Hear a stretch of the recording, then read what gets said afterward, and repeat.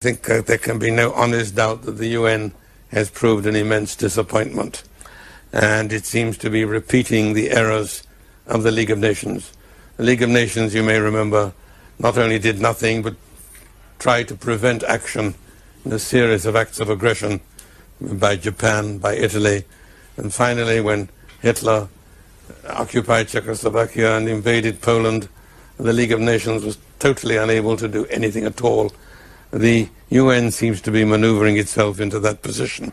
Let me give you an example of where I think the UN has played a really negative role. In 1947, British rule in India was brought to an end, and India was partitioned into the two states of India and Pakistan. There was a war, there was a mass movement of refugees, but eventually the refugees were resettled and a modus vivendi was established between the two. In the following year, 1948, another British possession was handed over, Palestine. You would think that compared with India, Palestine was a triviality, a vastly smaller country, far smaller numbers involved. Nevertheless, the 750,000 refugees, Arab refugees from Israel, were kept in camps. The problem was artificially maintained, and you now have fourth and fifth generation stateless aliens, Arabs in Arab countries.